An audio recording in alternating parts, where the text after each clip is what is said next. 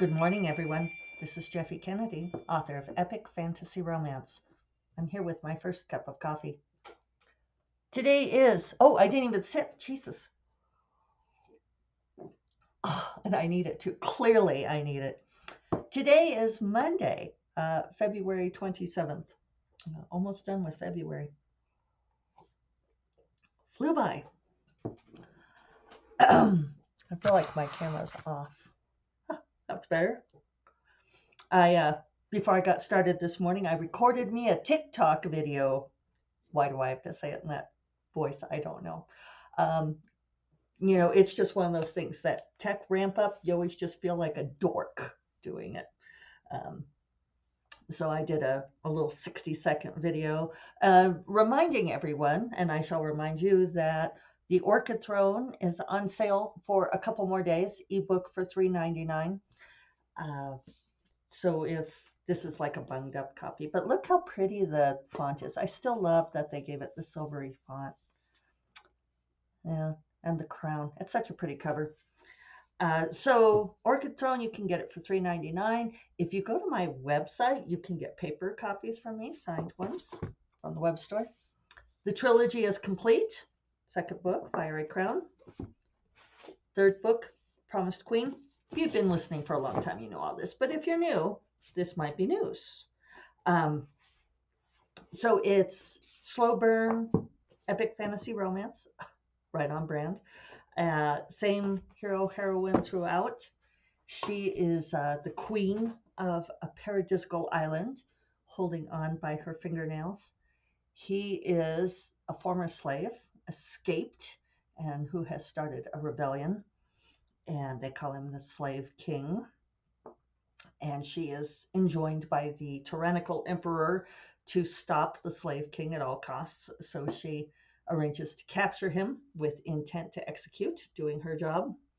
And then the slow burn kicks in. Yeah, I really love this series. It's my pandemic series. The Orchid Throne released September 2019 and was getting some really nice momentum. And the Fiery Crown, I had all of these plans. I had big book launches and tours and all kinds of stuff for Fiery Crown. And it came out in May of 2020. So guess what? No, absolutely not. So, it's funny. I don't know if how much impact pandemic had on it, but there it is. I feel like a lot of people still don't know about this series. So here I is on the ticks and the talks, trying to make my little videos. So, but there's always, that's an old series, working on the new series. Today I am going back to the amethyst job yet again. I shouldn't sound, how do I sound? How do I feel? Aggravated?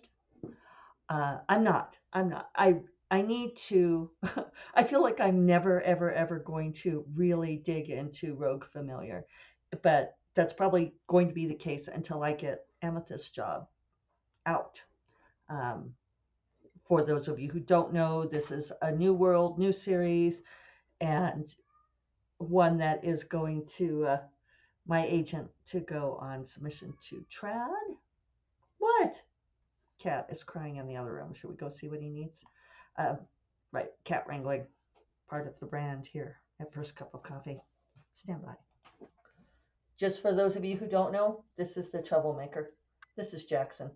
He's looking mean because he wants to go outside, and because I brought him in here instead of letting him go outside. I have to go harness him up. Be right back.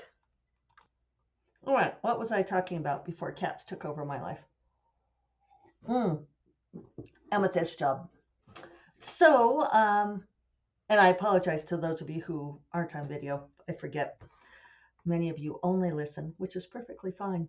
But sometimes I forget that I reference stuff that's only on the visual. So yes, I've gotten comments back from 3 readers, one of whom has Yeah, one of whom had read the previous iteration of Amethyst Job, and two new ones. And I got very interesting feedback. One of the cool things about getting new readers is they give you new insights. Um, and my friend Kelly Robson, I, I, I want to say Nebula Award winning author Kelly Robson, gave me some interesting notes. And she sent me a message yesterday afternoon saying that she had noticed a persistent weakness in my storytelling if I was interested to hear it. And I said, yeah, hit me. Um, if you're on video, you could see some ear tufts here. There's a kitten here at the corner on my desk. One cat outside, one on my desk. Uh, yeah, so it was interesting to hear her insight. It was something that no one had ever told me before. And I will look to see. I mean, yeah, I'm probably going to implement it. Another reader of mine mentioned something else that was something that, so it's interesting. I'm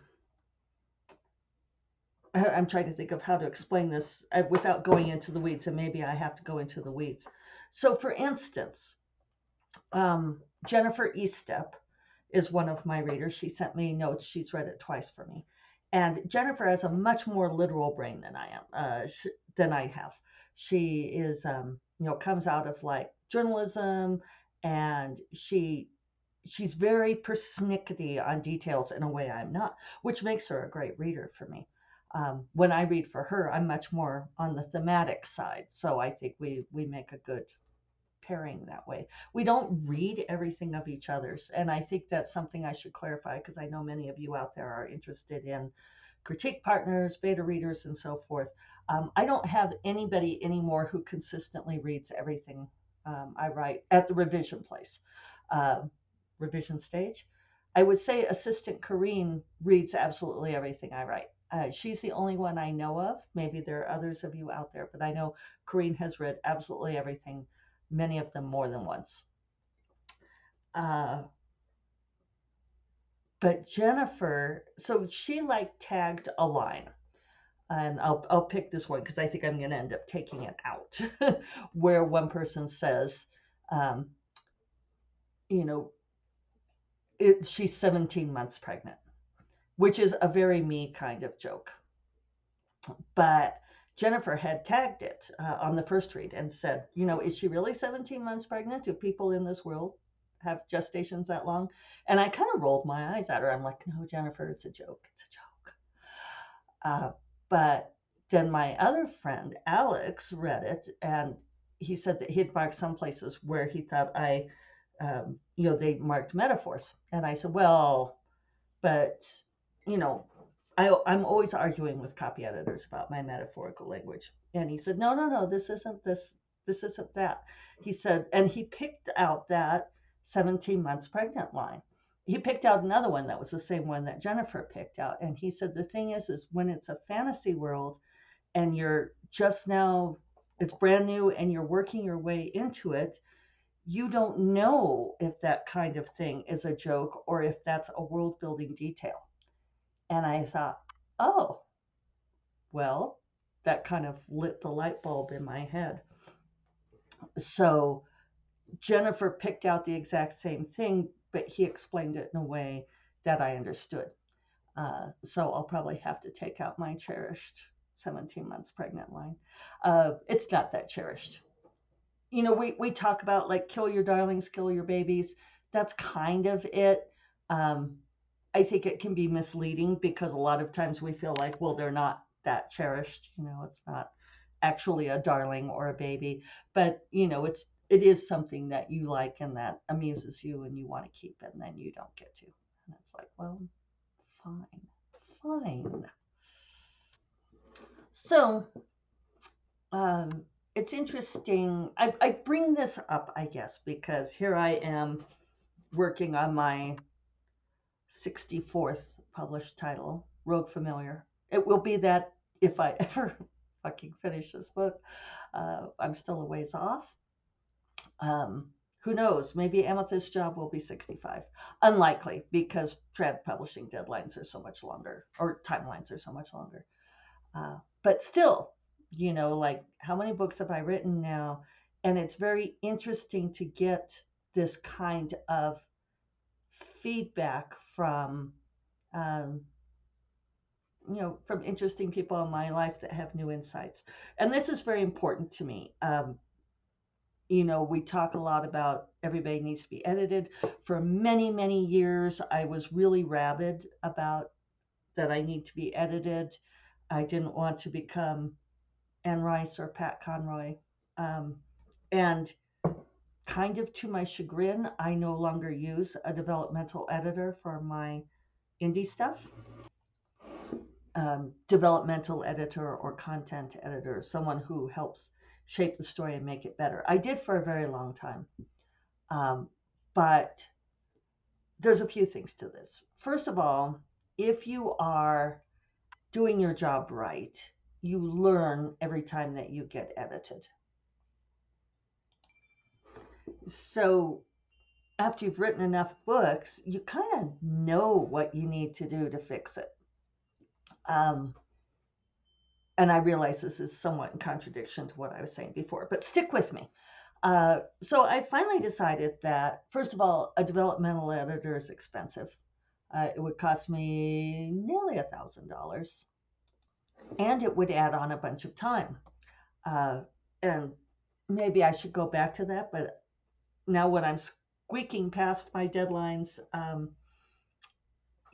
adding like a couple of weeks for a developmental editor to go over it, it just took too long. And I wasn't feeling like I was getting that much value for it, that it was making that much difference in whether the book was good or not.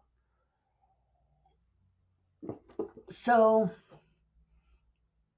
but now when I'm working up a new world, doing a new thing like this, it's really great to get this insight from other authors on, how, it's really interesting that Kelly was able to say, I see a persistent weakness in your storytelling. And I know that she's coming at it with a particular lens too, but it's really valuable to me to be able to see that, because it was a blind spot, something that never occurred to me. And it's a fairly easy thing for me to remedy and to see if it really does make a difference. So, yes, today I'm going back to Amethyst's job. I am going to put my documents side by side. I'm going into the weeds here because a lot of times you all ask me, how do I do revisions? How do I do edits? So I'm going to take the marked up documents from my 3 readers and have them open side by side. And I will go through page by page and look at all of their little notes and make the tweaks in my document as I go. Depending on how that works, I might be able to just do it in little tweaky ways like that. I might have to go back and do a full pass just to read through to smooth it. I might wait because Agent Sarah is going to read it next week, and she may have some notes for me, and I might do a smooth then. I'll sort of see how I feel. It depends on how much putting in those little tweaks from 3 different readers, how cohesive that feels. I'm suspecting that it will not be a problem. There is one thing that Jennifer picked out that was like a flaw in the plot logic. She asked me, she said, well, why are they only doing this, this, and this, and why did they skip this? And it was frankly because I forgot. It was just a brain blip on my part. I'm curious to see if the other 2 readers noticed. They hadn't said anything to me in their notes or conversations, so it's interesting. But I think Jennifer's absolutely right. So I'm going to have to weave that in both into the story and the synopsis. But I think it's an easy fix. I don't think that there will be ripple effects. That's when you really have to do the smoothing, is when you make a change that has ripple effects. But all of the readers, and I gratifyingly have said that they're, pretty small things. A few of these metaphors that Alex picked out. Uh, I can tell you what Kelly said, because it might be useful to some of you. She said she thinks it's a symptom of me being a pantser, which I totally believe. She said that I have a tendency to introduce details only when I need them for the story. So at a certain point in the story, I mention an ability that someone has, and it's the first time that I've mentioned it. And she said that she thinks that the story will be richer. You could almost look at what she says, because I think you all will find it useful. Well, it was a back and forth conversation, so it's not easy for me to just read you something that she said. But she said that if I could foreground some of these details, that it would add to the complexity of the world building, and make for a more immersive experience for the reader. Um, and I'm going to sort of go back and forth on this, because I do think that some of what I'm trying to do is moving the story forward in a faster way than I normally do. And that's a little bit different than what Kelly does on things. At the same time, I think she's right. I think that that I could pull some of these details up earlier and mention them incidentally. I think that's the trick, is to mention them incidentally. And I haven't gone through her notes in detail. I will, but she said that she thought that some of my narrative chunks of world building, for those of you who have been listening for a while, you know that Agent Sarah asked me to explain the world more. She's always asking me to explain more. So I know that there are some chunks in there where I just explain the world as requested, right? And Kelly said I could tie that more into action in the story to make those blend in. So I'm curious to see what she says about those things. And I need to add like a scene to the end, and then I think I'm done. And I have to tweak the synopsis if I did not mention that. So I'm really hoping I can get it all done today. Is that unreasonable? That's a girl can dream, right? So, yeah, that's my plan. We'll see how it goes. Yeah, I don't know that I have a whole lot else to say this morning. Um, I had a good weekend. I got to see people.